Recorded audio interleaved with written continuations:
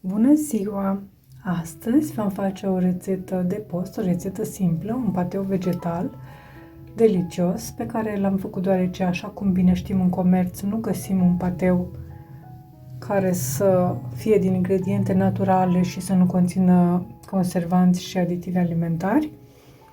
De aceea am făcut în casă din ingrediente mai naturale. Pentru această rețetă am folosit 100 de grame de nuci hidratate 4 ore în apă rece, un ardei gras, o ceapă medie, 2-3 căței de usturoi, sare, vegeta fără monoglutamat după gust, condimente după gust și ulei de măsline și zeamă de lămâie opțional. Pentru început am tăiat ardeiul, pe care bineînțeles l-am spălat și l-am curățat de semințe, l-am tăiat mărunt.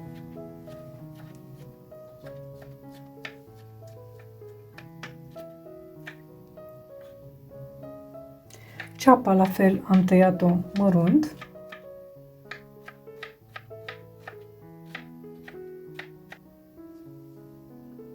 Usturoiul, 2-3 căței sau puteți să puneți mai mulți dacă vă place, l-am tăiat felii subțiri. Pe foc mediu, într-o tigaie antiaderentă, am pus aceste legume tăiate. Am adăugat aproximativ 100 de ml de apă.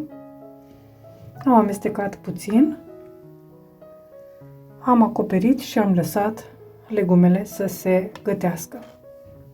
Când legumele s-au gătit și nu mai au deloc lichid, le lăsăm să se răcorească. Într-un blender adăugăm nucile hidratate 100 de grame, ardeiul, ceapa și usturoiul gătite,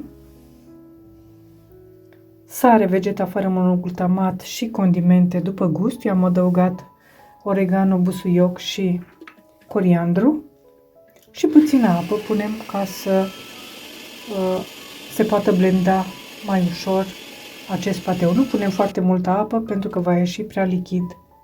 Dacă dorim, putem adăuga opțional o lingură de zeamă de lămâie și o lingură, 2 de ulei de măsline presat la rece, dar acestea sunt opționale.